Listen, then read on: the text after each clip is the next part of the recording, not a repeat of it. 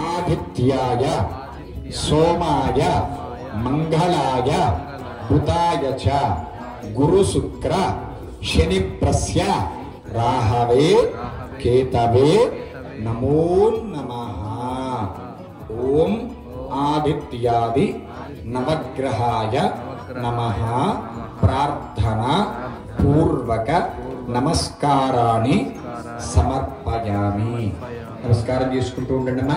ఇక్కడ చక్కగా ఋత్వికలు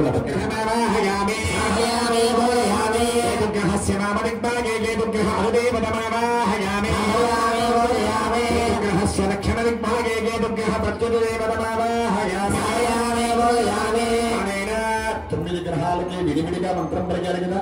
9 గ్రహాలకి కలిపి కేతు పూజాంచ కారయే కేతు ధ్యానం ప్రవక్ష్యామి మమ జ్ఞాన అజ్ఞాన పీడోప శాంతయే.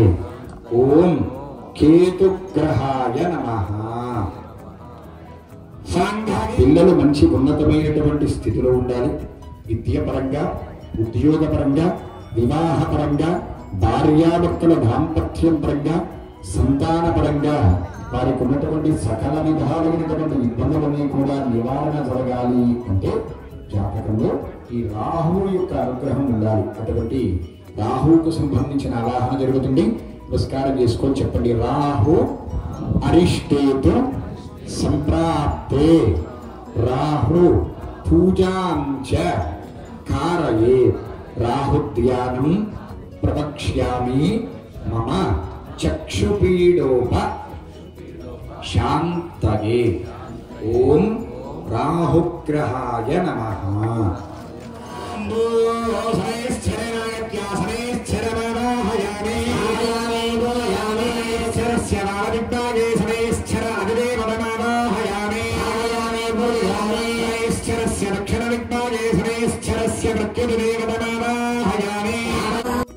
అనారోగ్య బాధలు రాకూడదు అనుకున్న వాళ్ళు గట్టిగా పలకాలి.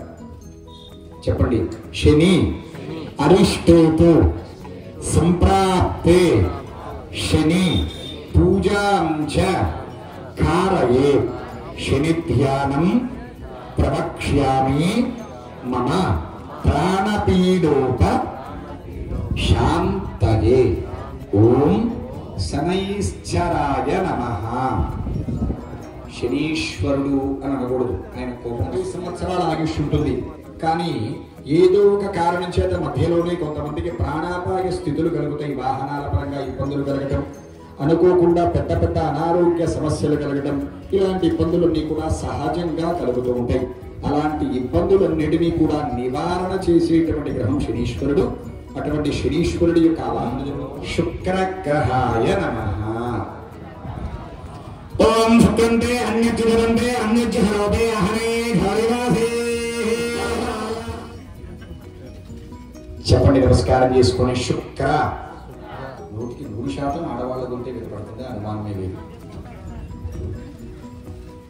అరిష్టేతు సంప్రాప్తే శుక్ర పూజాంచ కారయే శుక్ర ధ్యానం ప్రవక్ష్యామి మమ కళత్ర.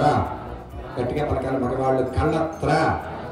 ఇంకొకసారి మగవాళ్ళ జాతకంలో కాకుండా మీ భార్య జాతకంలో, ఆడవాళ్ళ జాతకంలో కనుక శుభ ఫలితాలు ఇచ్చే స్థానంలో కనుక శుక్రుడు ఉన్నాడు అనుకోండి, పెళ్లి రోజు పుట్టినరోజు వచ్చేసరికి 1 లక్ష రూపాయలు.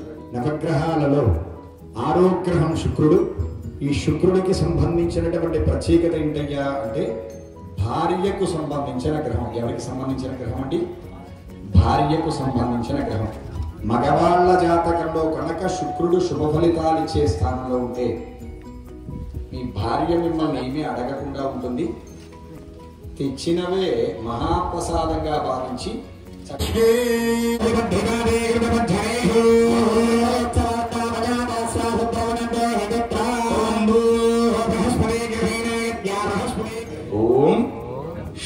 ఓం బృహస్పతి గ్రహాయ నమః. ఓం బృహస్పతి గురు పూజాంచ. తాతగారు వినపడతలా? కారయే గురుధ్యానం ప్రవక్ష్యామి మమ పుత్ర. పుత్రుడంటే ఎవరు? అబ్బాయి. రెండవది పుత్రిక. మరి అమ్మాయికి సంబంధం ఉండకండి. అమ్మాయికి పెళ్లి చేసి అత్తగారింటికి పంపిస్తాం కదా, మరి పుత్రిక అని ఎందుకు పలికించారు? ఎగటం అత్తగారింటికి వెళ్ళినా పెత్తనం మాత్రం పుట్టింటోనే ఉంటుంది. అవునా అవునా కాదా? మీ పిల్లలు మిమ్మల్ని చూసుకుంటారు కాబట్టి అంతా పెద్దవాళ్ళు పెళ్ళైన వాళ్ళే కూర్చున్నారు కదా, అందుకోసమని గట్టిగా పలకండి. పిల్లలు వాళ్ళు కూర్చున్నప్పుడు వాళ్ళ తల్లిదండ్రులు వీళ్ళని పంపించారు. చెప్పండి, నమస్కారం చేసుకొని పలుకుతారా? పిల్లలతో పలికించుకుంటారు కదా. ఆ చేసేటువంటి పనిని సులభంగా ఎలా చేయాలి, అతి తక్కువ సమయంలో ఆ పనిని విజయవంతంగా చేసి చక్కగా మనం అనుకున్న దానికన్నా ఇంకా ఎక్కువ మోతాదులో శుభ ఫలితాలు ఎలా పొందాలి ఏంటి అనేటువంటి అరిష్టేతు సంప్రాప్తే కుజ పూజాంచ కారయే కుజధ్యానం ప్రవక్ష్యామి మమ రోగపీడోప శాంతయే. ఓం కుజగ్రహాయ నమః. ధ్యానం ప్రవక్ష్యామి మమ మనః పీడోప శాంతయే. ఓం చంద్రగ్రహాయ నమః. చంద్రగ్రహాయ నమః అని అనుకుంటూ ఉండండి. ఓం నాట్యాయ సుసమేధే విశ్వరస్వామృష్ణయోయ సరంగరంబో సూర్యగ్రహస్యాగ్నేయ దిగ్భాగే చంద్రగ్రహావాహనం. ఓం భో చంద్రగ్రహావాహయామి. చంద్రగ్రహస్య వామదిగ్భాగే చంద్రగ్రహ అధిదేవతమావాహయామి.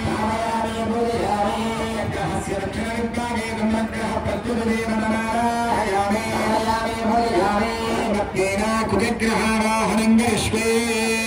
నమస్కారం చేసుకొని చెప్పండి. నవగ్రహాల్లో మూడో గ్రహం కుజుడు. ఈయన ఆరుగం పలుకుతూ ఉండండి.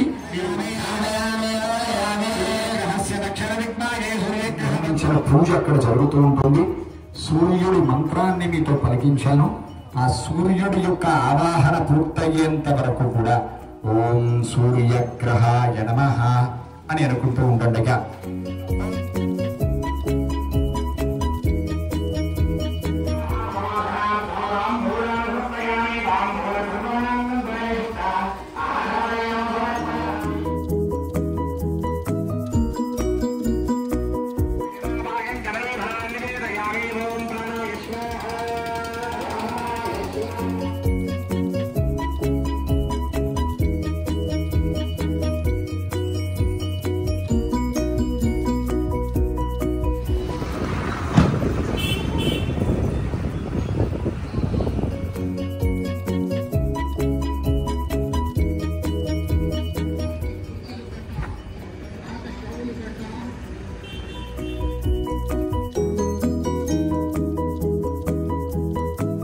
सद्गुरु साई नमो नमः.